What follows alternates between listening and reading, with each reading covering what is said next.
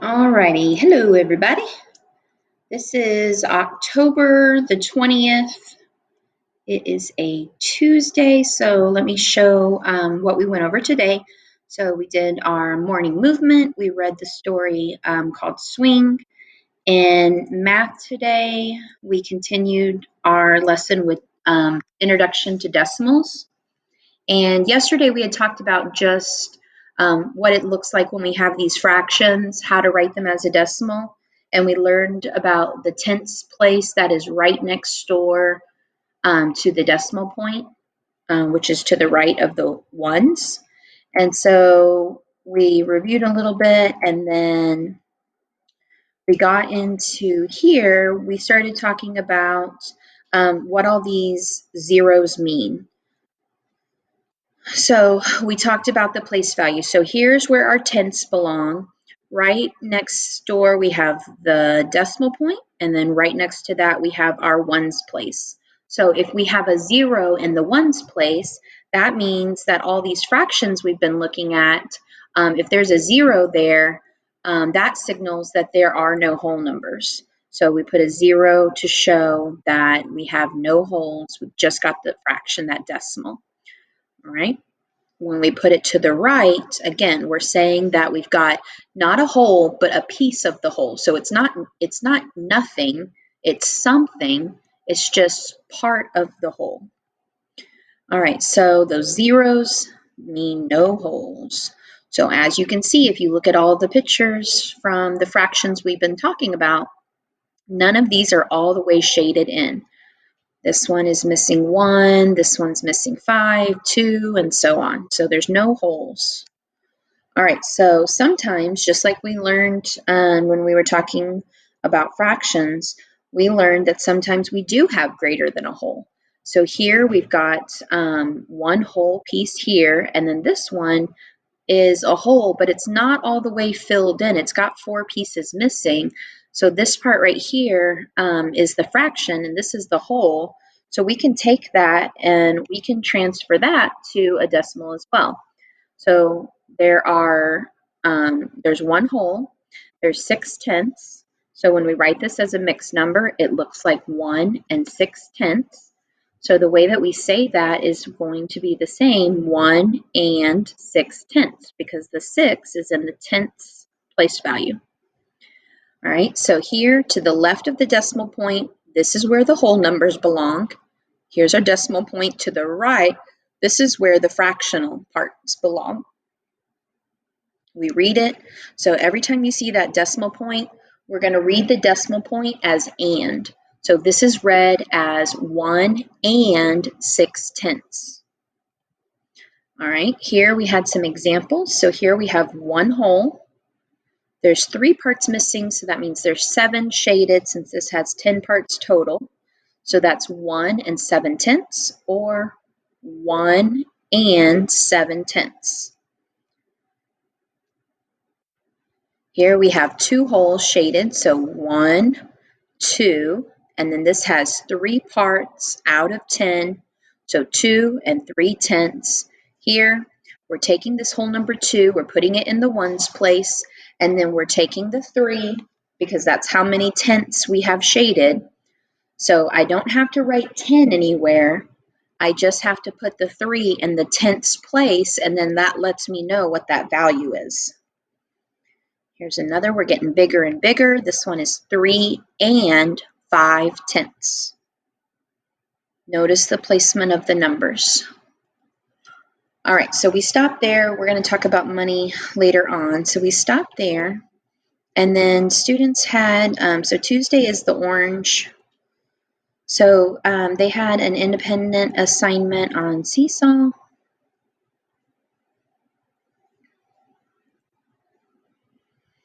And so their assignment on Seesaw looks like this. Fraction, what was it called?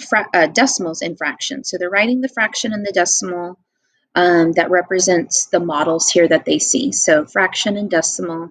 On this page, you're getting bigger.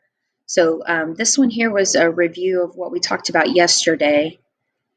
This one here is the new information that we added today, to where we started adding those whole numbers. And then this was just kind of a hodgepodge of both. So on this one, you're taking the decimal number in the left column. You're putting the word name, how you say it. So when you look at this 0.5, the way that you read it is 5/10.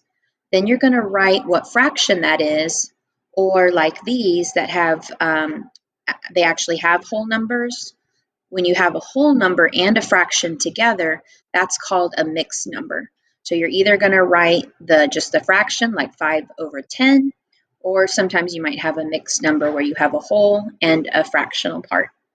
So students worked on that today and turned that in. In reading today, we continued talking about informational texts, and today we looked at the text structure, compare and contrast. So we reopened a lesson that we started yesterday. We'll be working on this all week. So let me open up mine here.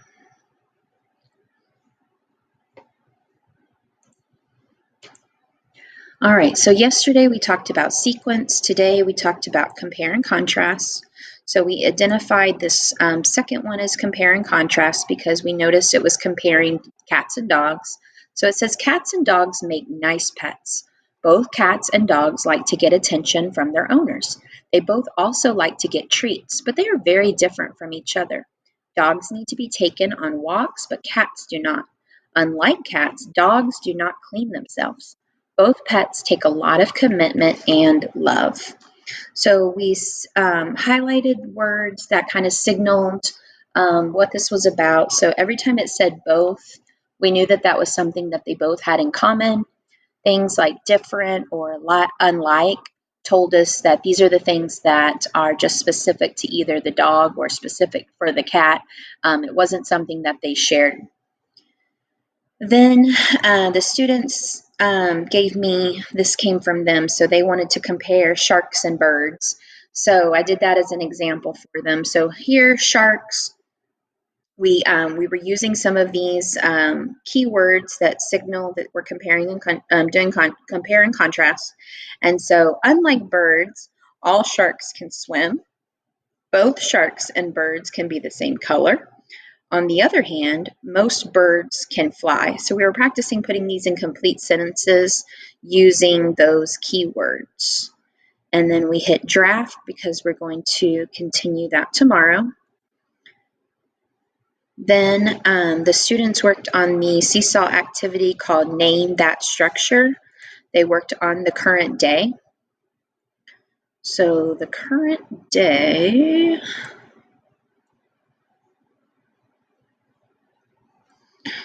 all right, so yesterday they were to record. So they have to record themselves reading, and then they chose what text structure. Record themselves reading yesterday, record the text structure. Record themselves reading today, and then they chose the text structure. And then the other Tuesday was the human wall. They read, they talked about what it was. And so there's 2 for each day. So those first 2 were from Monday, so they should already have those done. These 2 were from Tuesday, and then we'll have some more the following. So showing me that they can find those keywords and really understand what they're reading so they can recognize that text structure. Alrighty. Then in writing today, we worked on opinion writing. We did a review for our benchmark that we have tomorrow. So in here, there's a study guide. It's called Writing Benchmark Study Guide. And let me make this bigger.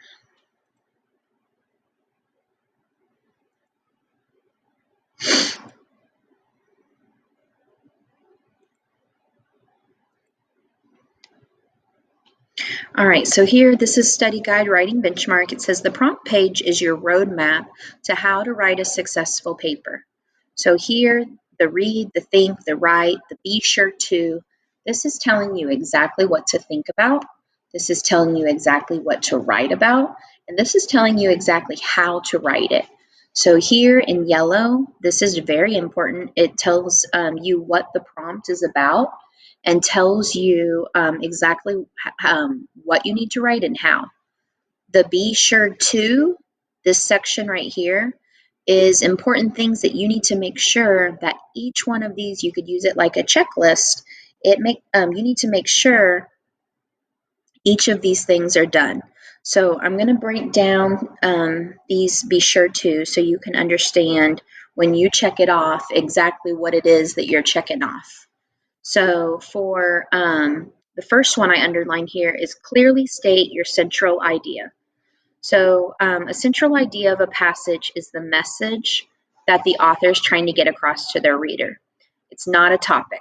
So in class, I was I was doing an opinion about what what's a better animal, and we were talking about comparing dogs and cats. And so I was giving my opinion that dogs were a better pet than cats. And so if I'm going to write, when I write my paper and I go to put my central idea, it's not a topic. The topic is not animals, the topic's not dog, topic's not cat. It's nothing, it's not a one word thing, it's a complete sentence. So it could be something like dogs are the best pet, or dogs are better than cats, something like that, that's stated in a sentence. It's not just one or two words. So the central idea is a statement, and it tells the author what you believe. So if I believe that dogs are better pets than cats, I'm sharing that belief with my reader, and it sets the reader up. So it pretty much is telling them what to expect. So if I tell you that dogs are better than cats, that's my central idea. Then my reader can expect that what they're going to continue reading about are all the reasons why dogs are better than cats. So if that's my statement, if that's what I'm saying, I need my reasons and my examples to follow in line and support what I'm saying. Then we moved on to talking about how we organize our writing. So we're going to have an introduction, a body, and a conclusion. And each of these three parts should be there. And within those parts, there needs to be certain things that are included. So within your introduction, that's where you're sharing your central idea. Okay, you're stating what your opinion is. Whatever they're asking you, that's where you respond. You let your reader know right from the get-go that's what's going on. Okay, you share that, you give them that information. In the body has at least 2 to 3 reasons followed by examples. So if you say that dogs are better than cats, I'm not just going to stop there and, be done. I'm going to explain my reasons why dogs are better than cats, and I'm going to give some examples. So for example, I could say, dogs are better than cats because dogs don't have to use a litter box. And I could follow up with an example about why that's not a good thing, how it smells, whatever. I can keep going.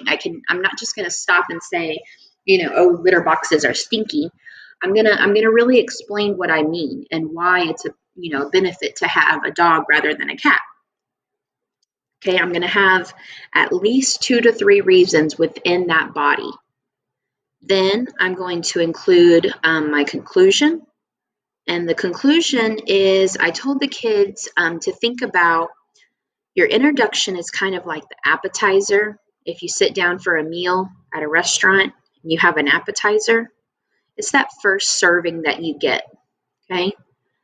And it's really the first impression. Like if you go to a new restaurant and you've never been there before, the appetizer is your first impression of how that restaurant, like if you have a bad appetizer, you might be like, oh, this place is the pits, like let's go. But if you have a really good appetizer, you're going to keep wanting more, right? So then you go to the body, you go to the main course, and that's where you get the really good, like the main course is way better than the appetizer. That's where all of those reasons are. That's where all the examples are. That's where you really learn why the author is saying what they're saying. Then, after you finish that main course, you go to your dessert, okay? And the dessert, with the dessert, this is where our conclusion, this is where we're going to restate our opinion. Now, nobody orders, let's say you got mozzarella sticks. Nobody that I know of is going to turn around and say, for dessert, I would like some more mozzarella sticks, right? You order something different. You don't order the same thing. So just like you don't order the same thing for dessert as your appetizer, you need to restate your opinion. You don't want to say it the exact same way and sound repetitive. So you might say something like, as you can see, there are many reasons why dogs are man's best friend and why I think, dogs are the best, the best pet. You're changing it up a bit, okay?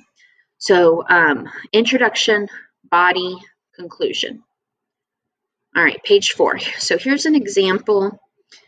It says over to the side. So here we are, we're writing in detail, we're choosing our words carefully.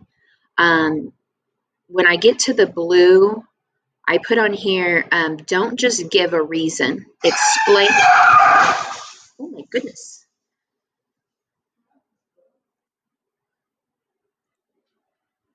All right, I don't know if you guys can hear that, but my dog just went crazy. I don't know if she got stung by something or what. Anyways, all right, let's keep going. So, here, when I get to this blue part, you're not just saying, like, this one's about pizza. So listen how I don't just stop with my reason. I take it a step further and I really explain what it is that what I mean, okay? So let me make this so I can see the whole thing. So it says, if you asked a crowded room what their favorite food is, hands down, pizza would be at the top of the list. Pizza is the best food. Let me tell you why it's so delicious. The best thing about pizza is that it is so cheesy and has so many toppings. There are so many choices that you could order a pizza each day for an entire month and have a different topping combination each time. Another reason pizza is so perfect is because you can order so many different kinds. There are so many different options, such as regular, thin crust, thick crust, gluten-free, and even stuffed crust. As you can see, there are many reasons why pizza is the #1 food choice. In fact, I think we should all order pizza for dinner tonight. What would you order? So here I have my introduction. I have the body. I gave 2 reasons why pizza is the best food. That's my central idea. Pizza is the best food. And I didn't just say, like I gave the reason about how it's cheesy and it has so many toppings, and I didn't just stop there. I took it a step further and I made sure that my example connected to that idea. So if I'm talking about these toppings and things that you put on pizza, then it has to connect. So I talked about how there's so many choices, there's a lot of different combinations. All of that connects with what I said. Then I talked about different kinds. I went into the examples of the different kinds that there are. So again, you're not just giving a reason. You don't want to leave your reader in the dark. You fully want your reader to understand what you mean. So when I say you can order many different kinds, a reader might not know what I'm talking about, but when I go into detail about, okay, I'm talking about the different types of crust and things like that, then they're like, oh, I know what she's talking about, and they can connect better to my story. All right, this last part here is all the mechanics. So using correct spelling, capitalization, punctuation, grammar, and sentences. This part right here, you can use your COPS checklist. Here I put an example. So if you remember that the C stands for capitalization, so this is a checklist that you need to use. You need to think about it. Did I capitalize the first word in each of my sentences? Did I capitalize all my proper nouns? Okay, here's some examples. The O stands for organization. Did I write all my words in the correct order? Have I left out any words? Have I included any extra words that I don't need? Sometimes your brain kind of tricks you when you're writing and you what's in your head doesn't necessarily get down on the paper. So you have to read it word for word. Use the checklist below for revising and editing. You sound kind of robotic, but you need to go word by word to make sure you have it all, that it makes sense. Okay? Listen, read it out loud, hear yourself read word by word, so you can really hear what it is that you actually wrote and see, does this make sense? Is someone going to understand what it is I'm talking about? Punctuation. Have I used in punctuation correctly? Do your sentences have a question mark or a period? Do they have those stopping points where they need to be? Or did I just continue my sentences by keep saying and, and, and, and? Okay, you can't do that. You have to have stopping points. You can't just keep your sentences going on and on with either those conjunctions or those commas. Those are not ways to make sentences. Sentences can't last forever. They need stopping points. Then, have I used punctuation marks correctly? Spelling, have I checked to make sure I spelled all the words correctly? Have I used a spelling resource? Students can use dictionaries on their test. So if you have words that you're like, you know what, that doesn't really look right, I think I misspelled that, highlight it, circle it, underline it, and then go look it up. Okay? You have dictionary. You might have a dictionary at home. I've showed in class how to use dictionary.com. Look up your words and make sure they're spelled correctly. All right. That is the last page there. So use this study guide to review before our test, and hopefully that will help. Alrighty. Next on the list, we did Fast Focus, page 3. So under activities, we went to Fast Focus.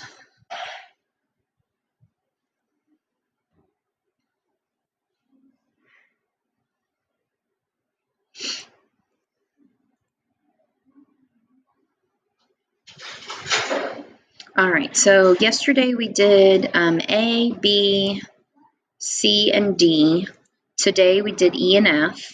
So we talked about, this first part is talking about prefixes, un, and miss. So MIS, this prefix means bad, badly, wrong, wrongly. So if you put that prefix in front of a word, it changes it to mean something that's bad, something that's wrong. So when I just say he understood me, that means, okay, he understood me, he knew what I was talking about. But if I put miss in front of it, he misunderstood me, then that means he didn't. He's wrong. He didn't. He did a bad job at understanding what I said. Therefore, he took a wrong turn. Okay? Un, un, is the prefix meaning not. So when you put un in front of some of the words, you're changing it. So I don't know, I'm undecided. If you're decided, then you know something. But if you're undecided, then now you don't know. I'm able to fly. That means you can do it. You're able to fly. Okay? But if I'm unable, then that means I'm not able. I can't fly. I'm not able to do that. The unreliable student, so if you're reliable, I can count on you, I can depend on you to do something. But if you're unreliable, then that means the opposite. I can't trust you to get something done. You're unreliable. Okay? If you place the book, that means something very different than if you misplaced it. So miss, again, you did something bad, you did something wrong. So if there was a certain place for a book to go, like maybe you were supposed to place your book in your backpack, and you're looking for your book, you could say, and you couldn't find it, you could say, I misplaced the book. That means you've lost it. You don't know where it is. You did it wrong. You did a bad job of putting it where it's supposed to go. You misplaced it. All right, underline the word that fits the meaning of each sentence. So here, these are two words that they're pronounced the same, so like naughty and naughty, but they have different spellings and different meanings. So the toddler was naughty and didn't behave. The racing course had many twists and turns. She couldn't sing well because her voice was hoarse, and the principal told us the rules. So here, again, this is where if you're not sure, you can use your dictionary and you can verify that you have the right meaning, the right spelling for what your sentence is talking about. After those two we drafted,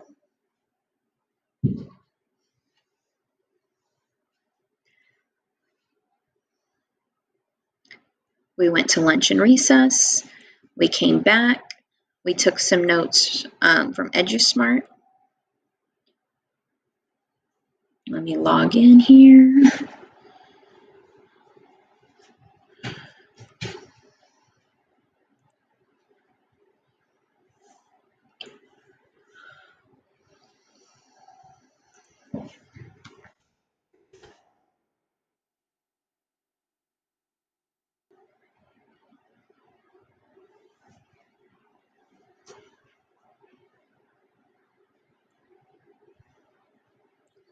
Right? What are you trying to tell me? All right, so observing change. So here we're observing change with Earth's surface. So these are natural processes. So these are things that happen naturally.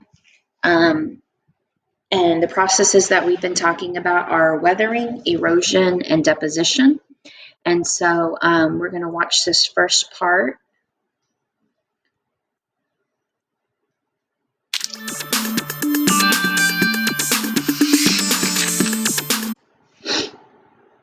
As time goes by, people and plants grow and change. The Earth's surface, too, is constantly changing.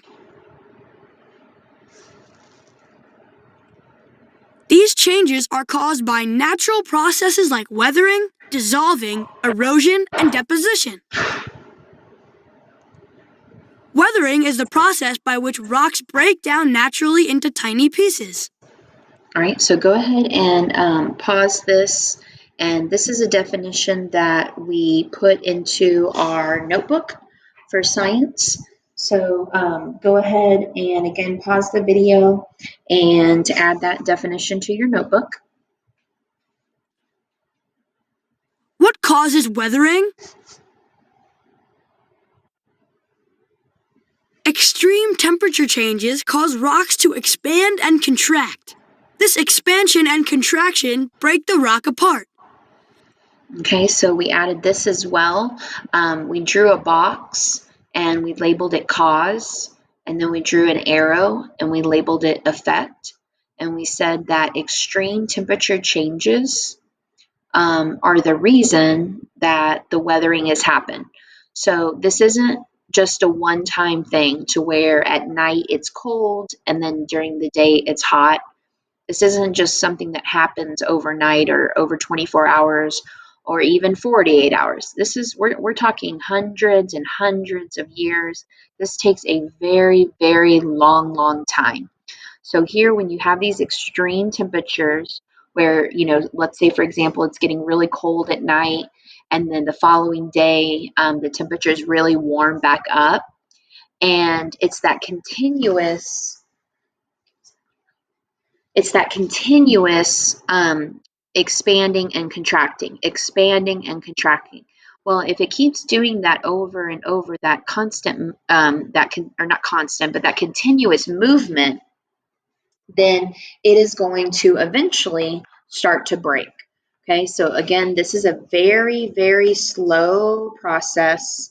It takes a long time, and that breaking, that's what weathering is called. That's that process. Water collected in the small cracks of rocks can also cause weathering. All right, so within, you've got this breaking happening. So you're going to have cracks that over time start to form with the rocks. So if it rains, water can seep down into those cracks, and this can also be a cause for weathering. So again, we added another box and we said water collecting in small cracks of rocks, and then we drew another arrow to that effect, weathering. At temperatures below 0 degrees Celsius, water freezes and expands. At temperatures above 0 degrees Celsius, water thaws and contracts. All right, so that water that's in there, it's also facing those extreme temperatures depending on where it is. So that water, when it freezes, think about when you put a soda can in the freezer to get it cold really fast, or our egg lab that we did where we put the egg and we put it in the freezer. We saw what happened with it, how it expanded and it cracked. Well, this is happening too. So this pressure right here that it's putting on there, it's putting pressure all along and around the rock. Okay, so let's see what happens. Water expanding in a confined space pushes the rock apart. Continuous refreezing of water breaks the rock into smaller pieces. Okay, so again, this word continuous, it's continuing to refreeze and then thaw, that back and forth, back and forth. That over time, we're talking long, long time, this is what's causing the rock to break. And if you see that word break, think of our song, Weathering Breaks It. That break is associated with weathering. Forces created by wind, Oh, goodness.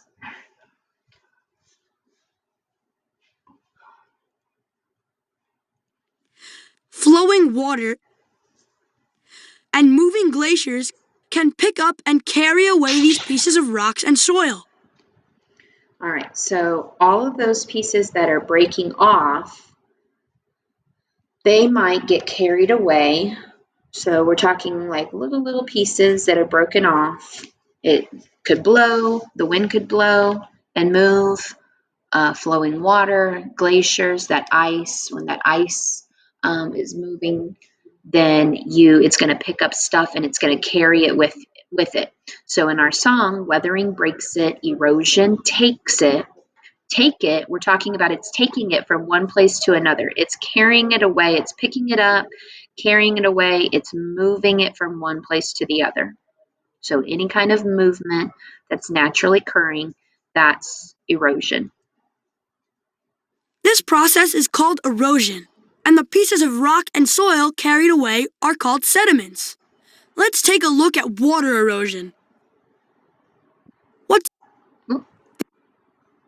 This process is called erosion, and the pieces of rock and soil carried away are called sediments. Let's take a look at water erosion. What do you think happens to these sediments? They get dropped or deposited in another place, where they pile up and form a landmass. This process is called deposition. All right, so here you have this land here, and you've got these rivers feeding into the ocean, or whatever this is, and this body of water. And as that water is moving, it's carrying that sediment with it. Okay, think of that sediment just traveling down, and it's getting deposited or dropped, and that process there, the dropped, deposited, that's deposition. They all start with a D is how I remember them. Dropped, deposited, deposition. So here you can see in the water, all of this soil or sediment, whatever it is, that's those little pieces that are broken off, they're traveling down, they're getting deposited into this body of water, and they're starting to build up. Okay, they pile up, they form a landmass. And you can see here an example of what that looks like. So that's deposition. All right, we paused when it started going into the cave. So we just talked about those first three there. And then after that, let me go back to our agenda. After that, we started working on our comic. So with our comic, let me I showed some examples. So they can create boxes similar to this, and they're going to make a comic, but they have free choice in how they do it, but what I want them to explain is the process of weathering, erosion, and deposition. So these three words right here, weathering, erosion, and deposition, I need to see examples of that they understand what each of those processes mean within their comic. So we were throwing out some ideas about, making our rock come to life, and our rock could talk, and he could talk about, make it silly about, showing us what it feels like to go through weathering, erosion, and deposition, and it complete freedom on how you do it. I just want to see that, yes, you know what weathering is, erosion, and deposition. All right. Then there's, you can click to watch this. So this is something we're probably going to pick up this idea more the following, maybe Friday, depending on how our benchmarks go, maybe Friday, maybe next week. But this idea that farmers, we've talked about erosion, we've talked about, what it means. So we're making some connections to real life with, farmers. Soil erosion is not a good thing for them. So they do, certain things, precautions and stuff like that to make sure that their soil is not eroding away. It's not moving. They depend on that soil to grow their crop, and it provides the nutrients that they need for whatever it is that they're growing. And that topsoil, that soil that's on top, that's where you find the nutrients that the plant needs. And so if all of that is eroding away and it's moving, then they're not going to have that for their crops. And so this video shows a farmer and some of, like I said, the precautions that she's taking to prevent that from happening. And so that was just a short little video explaining to get the kids thinking. And then, like I said, we're gonna pick up more with that idea later on after all this testing. All right, then we went here to social studies. And we were talking about, let me open this. All right, so our social studies assignment is in week 10, and it's right here, social studies week 10. You click here, and yesterday, Monday should have been done. Today we did Tuesday. So we're talking about Europeans exploring Texas. And so if you click on the article, you can read about it, and you're filling in these 4 blanks here. And then on this one, we were looking at these 2 different maps, and we were talking about this first one here on the left was a map from one of the explorers from 1519. And we were talking about how, just it's really amazing. They had no satellites. They had none of the tools and technology like we have today. It's completely different world for, as far as what he had available for him to be able to map this out. And if you look at, here's Florida, here's Cuba, Mexico, Texas coast right here, all of these things here, look how similar it looks to now. So here's his route that he took. This is how he traveled. And as he's going along, he was able to map this out. And it's pretty crazy that, how close it was with that he didn't have all the tools and things like that we had today. And he was still able to come up with that close of, our map today. So we talked about that. I'll scroll this down so you can read. If you want to pause, you can read that part. All right. And then for our remaining time together, students went to the makerspace and the virtual classroom. And then they also had some deer time, drop everything and read. So we had some time to read. And then they also had some time, a little bit extra time after social studies to finish up any, I gave them some time. I said, go back and look at your assignments from these first 2 days, make sure that they were all caught up. And so everything that I've gone over for Monday and Tuesday, it should either be drafted or turned in. And then we had a change with our specials. So that was part of the problem yesterday. They realized there was an error. That's why nobody was checking the kids in for PE. And so they have, what I've been told is that they fixed the problem, and now this is going to be our schedule. So hopefully we don't have any more changes and we can stick to this one. So today kids had PE, and that was our Tuesday. Thank you.